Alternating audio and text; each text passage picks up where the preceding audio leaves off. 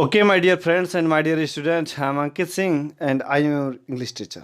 दोस्तों, आज का जो टॉपिक है ना, प्रीपोजिशन का बहुत ही खास वीडियो मैं लेकर का। यह वीडियो आपके लिए बहुत ही इंपॉर्टेंट है क्योंकि आपके लिए प्रीपोजिशन यार किसी कंपटीशन एग्जाम में और 10th में और 12th में हर क्लास के लिए हर जगह पर बहुत ही जरूरी वीडियो है।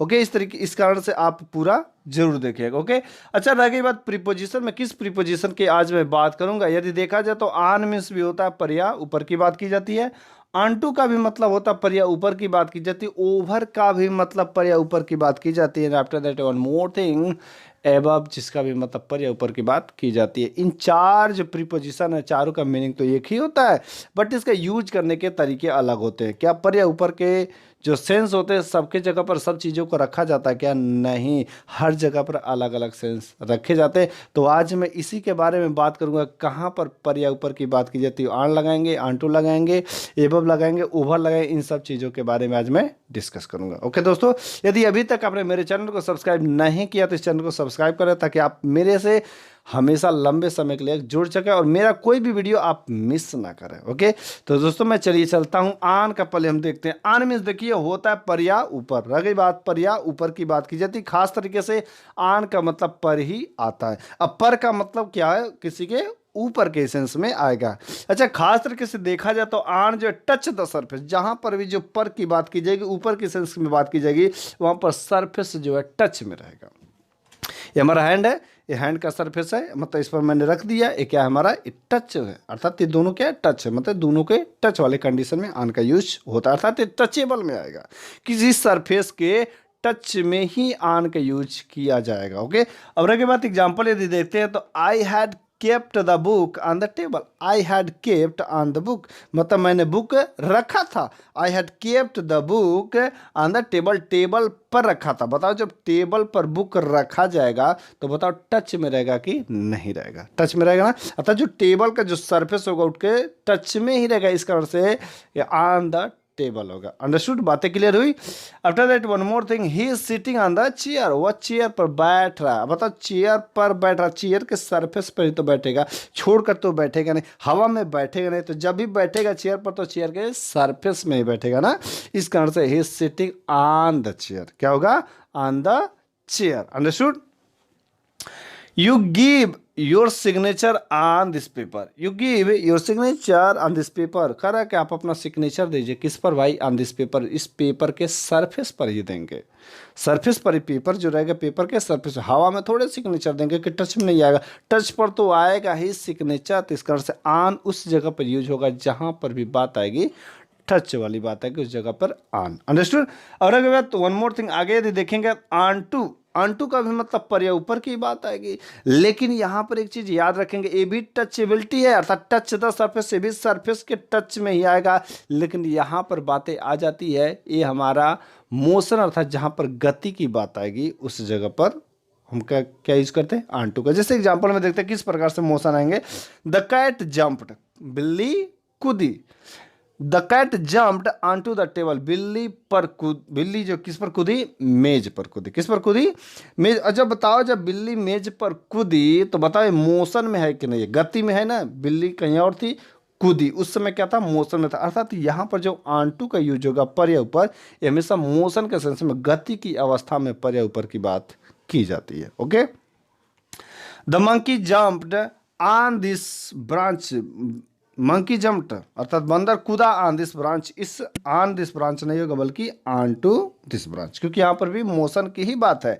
तो the monkey jumped on to this branch, अर्थात मंकी इसी ब्रांच पर कूदा, इस शाखा पर कूदा। यहाँ पर भी मोशन की बात है, गति की बात है। तो यहाँ पर ऑन न यूज करके ऑन टू का ही यूज होगा, क्योंकि यहाँ पर गति की बात की जा रही है। ओके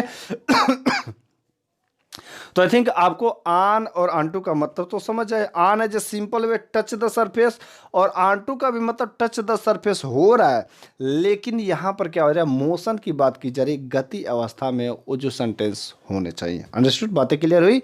तो बातें क्लियर हुई तो हम लोग आगे चलते हैं। ओके, अब रह गई बात ओवर। ओवर का मतलब होता है के ऊपर। ओवर का मतलब ऊपर होगा, लेकिन यहाँ पर जो सेंस आएगा हिंदी में यदि देखेंगे तो के ऊपर की बात आएगी, पर एक की बात नहीं कि के ऊपर की बात आएगी। अंडरस्टूड? जैसे बोलेंगे bird is flying over my head, over my head. Bird is flying मतलब चिड़िया उड़ रही है ओवर माई हेड मतलब मेरे सर के ऊपर, मेरे सर के ऊपर जो चिड़िया उड़ रही, जो कि के ऊपर की बात आई, it mean the bird is flying over my head, चिड़िया जो मेरे सिर के ऊपर उड़ रहे, तो के ऊपर के भाव आना चाहिए। Understood. After that you put this blanket over my body, you put this blanket, तुम इस ब्लैंकेट को रख दो कहाँ पर, ओवर माई बॉडी, मेरे बॉडी के ऊपर, मेरे शरीर के ऊपर जो क्या कर दो, इस ब्लैंकेट को रख दो, के ऊपर की बात आ रही है। Okay. After that the umbrella is over my head, umbrella जो कहाँ पर है, मेरे सर के ऊपर है। अम्ब्रेला कहाँ पर है, इट्स ओवर माई हेड अर्थात मेरे सर के ऊपर है। बातें क्लियर हो रही कि नहीं हो, के ऊपर के भाव में आना चाहिए, इतना जान लो। यदि हिंदी टू इंग्लिश सीख रहे होगे तो के ऊपर पे जिधर को भी भाव आ जाएगा तो ओवर लगा देना। अंडरस्टूड। दूसरे के सेंस में यदि ओवर देखेंगे तो ढकने के सेंस में आता है। जहां पर भी हम लोग ओवर की बात कर रहे हैं वो ढकने के सेंस में, जैसे देख सकते हैं spread this cloth over the table, spread this cloth, इस कपड़े को फैला दो ओवर द टेबल, टेबल के ऊपर फैला दो, अर्थात टेबल को ढकने के सेंस में यदि देखेंगे तो यहाँ पर भी के ऊपर का ही मतलब आ रहा है। ओवर द टेबल अर्थात टेबल को ढकने अर्थात कवर करने की जब पूरी बात की जाती है, ढकने की बात की जाती है, तो वहाँ पर भी ओवर का ही यूज होता है। ओके, लेकिन याद रखेंगे इसका हिंदी तो के ऊपर ही आ रहा है ना। You put this blanket over my body, इस ब्लैंकेट को कहाँ रख दो, मेरे ऊपर रख दो, अर्थात मेरे को, मेरे शरीर को ढक दो, इस प्रकार से बात, जिसको ओढ़ना के सेंस में बोल सकते हैं। ओके, ओवर माई बॉडी मतलब मेरे सर को उड़ा दो या बोल सकते हैं ढक दो। अम्ब्रेला भी छत पर रहता है, the umbrella is over my head, umbrella over my head यदि देखेंगे तो मेरे सर के ऊपर है, या बोल सकते हैं मेरे सर को चारों तरीके से ढका हुआ, इन दोनों के सेंस में आता है। और हाँ याद रखिएगा ओवर जो है टच के सेंस में नहीं आता है, ये रहेगा पर या ऊपर की बात आएगी, लेकिन टचेबिलिटी नहीं है। आन तो टच में था, आंटू भी टच में था, लेकिन ओवर तो बिल्कुल टच में ही नहीं है, ये हमेशा नॉन टचेबल रहेगा। ये टच द सरफेस होगा ही नहीं, नॉन टच द सरफेस। बातें क्लियर हुई। अब रही बात ओवर एक एक्सेप्शनल में, जहां पर के ऊपर की बात होती ना, ओवर का मतलब ओवर हो गया, ओवर मतलब ओवर, ओवर हो गया, अरे यार रहने दो यार मेरे को अब नहीं चाहिए, ओवर हो गया, अरे मैं बहुत खाना खा लिया यार, ओवर हो गया, इस प्रकार से बात आती तो वहां पर भी ओवर का यूज करते। जैसे यदि गाड़ी में हम जब लोग चलाते हैं तो मेरी गाड़ी कभी कभी ओवरफ्लो करने लगती है, अर्थात अधिक हो गया, वही ना बात है। ओवरफुल, ओवर का मतलब हो गया अधिक की बात की जाती है। जब हम लोग बच्चों को पढ़ाते हैं तो भी बच्चे लिख लेते हैं तो बोलते हैं ओवर, ओवर अर्थात हो गया, अर्थात ओवर मतलब खत्म हो गया कि नहीं हो गया, अर्थात समाप्त हो गया कि नहीं हो गया। लेकिन ओवर की यदि बात करेंगे, ओवर मतलब अत्यधिक के लिए यूज किया जाता है। किसके लिए? अत्यधिक, अर्थात बहुत अधिक जब होता है तो उस केस में हम लोग ओवर का यूज करते हैं। यहाँ पर मैंने देखा जो नॉन टच द सरफेस थे, नॉन टचिंग सरफेस थे, तो इस तरीके से ढकने के सेंस में के ऊपर के बात आई थी, राइट। अब रही बात यहाँ पर अत्यधिक के लिए, जैसे बोलते किसी किसी के पास ओवर कॉन्फिडेंस हो जाता है, कहते हैं ना ओवर कॉन्फिडेंस न मत करो। ओके, ओवर कॉन्फिडेंस मतलब बहुत अधिक जो क्या हो जाता था, कॉन्फिडेंस हो जाता था उसको, राइट। बोलते ओवर नॉलेज, ओवर नॉलेज मतलब बहुत अधिक ज्ञान हो गया उसको। रावण के पास ओवर नॉलेज था, इट मीन्स रावण है ओवर नॉलेज, तो वहां पर भी ओवर का यूज किया जाता है जहां पर अत्यधिक की बात की जाती है। ओवर डाउट मतलब बहुत अधिक, अत्यधिक संदेह, जितना नहीं होना चाहिए, जहां पर भी अत्यधिक की बात जितना नहीं होना चाहिए उस जगह पर ओवर का यूज हो रहा है। ओवर ईट अर्थात बहुत अधिक खा लिया, जितना नहीं खाना चाहिए ना। ओवर नॉलेज उतना नॉलेज जितना नहीं होना चाहिए, उससे अधिक हो गया।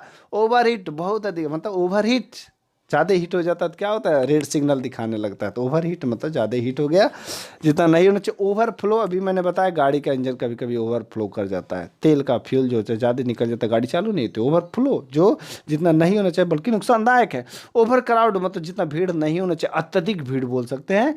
ओवर डोज मतलब जो डोज तुम्हारा लेने का है एक दिन का, वो आज तुमने ओवर डोज ले, ज़्यादा डोज ले लिया, तो इस कारण से ओवर उस जगह पे यूज हो रहा है जहाँ पर अत्यधिक की बात की जा रही है, बहुत एक्सेस मात्रा में, बहुत अधिक अमाउंट मात्रा में, तो उस तरीके से हम लोग वहाँ पर ओवर का यूज करते हैं, राइट। आजकल तो पबजी का गेम चल रहा है तो बच्चे बहुत ज़्यादा खेल रहे हैं, इट मीन्स ओवर प्लेइंग, बहुत अधिक खेला जितना नहीं खेलना चाहिए। दैट इज कुछ भी काम यदि ओवर हो रहा है ना, समझ लो वह नुकसानदायक ही है। यदि आपका मीडियम है तो ठीक है, लेकिन यदि ओवर हो गया तो वह नुकसानदायक पक्का करेगा। कुछ भी काम ओवर में नहीं होना चाहिए मेरे दोस्तों। अब हम आगे बात करते हैं। अभी हमने देखा कि आन देखा, आंटू देखा, ओवर देखा, ओवर के अलग अलग यूज देखे, सबके तरीके से देखे। लेकिन अब हम लोग किसकी बातें करेंगे? एवब। एवब का मतलब होता है ऊपर, लेकिन ओवर का मतलब के ऊपर था।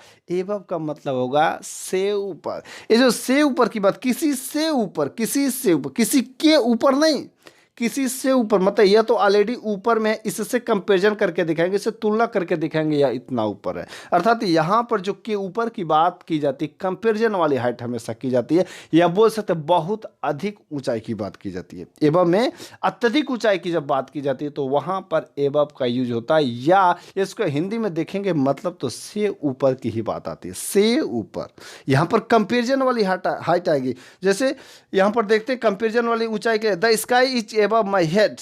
स्काई अर्थात आसमान जो है, आकाश जो है, एबव माई हेड, मेरे सर से ऊपर। यदि हिंदी में इसका मतलब देखेंगे, से तो आ ही रहा है ना, से ऊपर। ओवर का यदि लगाते तो के ऊपर की बात आ रही थी, लेकिन यहाँ पर से ऊपर अर्थात मेरे सर से उसकी हाइट को तुलना किया जा रहा है। मेरे सर की हाइट अर्थात मेरी हाइट, आफ्टर दैट आसमान की हाइट। तो दोनों की हाइट के जो क्या करें, कंपेरिजन के, तो उसको आसमान को बोला जा रहा है कि भैया तुम्हारी हाइट इससे ऊपर। इस कारण से यहां पर एबव की जब भी बात करते हैं तो कंपैरिजन वाली हाइट, तुलनात्मक ऊंचाई की बात की जाती है। अंडरस्टूड? और यदि हिंदी में देखेंगे तो से ऊपर की बातें आती है। Are clear? तो एबव हमने देखा कि कंपैरिजन वाली ऊंचाई की बात कैसे की जाती है। The sky is above my head, यदि हिंदी में देखेंगे इसका हिंदी का मतलब कहीं ना कहीं से ऊपर की बात आ रही है। तो the sky is above my head, तो सर से ऊपर है। Okay. Airplane is flying above the cloud. Aeroplane, aeroplane is flying above the cloud, अर्थात जो हवाई जहाज, जो एरोप्लेन है वो उड़ रहा है। एरोप्लेन इज फ्लाइंग कहाँ उड़ रहा है? एबव द क्लाउड, अर्थात बादल से ऊपर उड़ रहा है। देखो एक बादल की हाइट ली गई, यहाँ पर किससे कंपेरिजन किया जा रहा है? एक एरोप्लेन की हाइट है और एक बादल की हाइट है। तो किससे कंपेयर? बादल की हाइट से तुलना किया जा रहा है, कंपेरिजन किया जा रहा है कि भैया एरोप्लेन की हाइट तुमसे अधिक है, अर्थात बहुत अधिक हाइट की। यहाँ पर 2 कोठा 3 कोठा की ऐसे बात नहीं किया जा रहा है, मैक्सिमम हाइट की बात की जा रही है। किससे अधिक है या किसी से अधिक है, से की अधिक की बात आ जाएगी। ओके, से ऊपर की बात आ जाएगी। It mean the aeroplane is flying above the cloud, अर्थात बादल से ऊपर उड़ रहा है। ओके, यदि तुलना करेंगे, कंपेरिजन करेंगे तो बादल से कंपेरिजन किया जा रहा है। क्लियर हो रहा है कि नहीं हो रहा? The height of Mount Everest is above sea level. The height of Mount Everest, अर्थात माउंट एवरेस्ट की जो ऊंचाई है, माउंट एवरेस्ट की जो ऊंचाई है, किससे? सी लेवल, अर्थात समुद्र तल से ऊंचा है। समुद्र तल से ऊंचा है। अब देखो यहाँ पर किससे कंपैरिजन किया जा रहा है? समुद्र तल की ऊंचाई से कंपैरिजन किया जा रहा है। किससे कंपैरिजन किया जा रहा है? समुद्र तल की हाइट से कंपैरिजन किया जा रहा है। तो इसलिए यहाँ पर से ऊपर की बात आएगी, एबव सी लेवल। यहाँ पर ओवर देखेंगे तो जब भी ओवर आएगा तो के ऊपर की बात आएगा, और एबव आएगा तो से ऊपर की बात आएगा। यहाँ पर बोल सकते हैं यार मैं तो तुमसे ऊपर खड़ा हूँ, it means I am above you. ऐसे भी बोल सकते मैं तुमसे ऊपर खड़ा हूँ, तो इसमें आई एम एबव यू, ऐसे भी बातें आती है। याद रखना से ऊपर की बातें आनी चाहिए। यदि मैं बोलूँगा कि ओवर तो यहाँ पर के ऊपर की बातें आती है। ओके, अब रह गई बात, एक और जगह पे हम लोग एबव का यूज करते हैं संख्या या मात्रा में। संख्या या मात्रा में अब कैसे यहाँ पर यूज करेंगे थोड़ा देखते हैं। संख्या, there are 50 student in the class. There are 50 student in the class. Class में जो कहाँ पर है, कितने बच्चे हैं?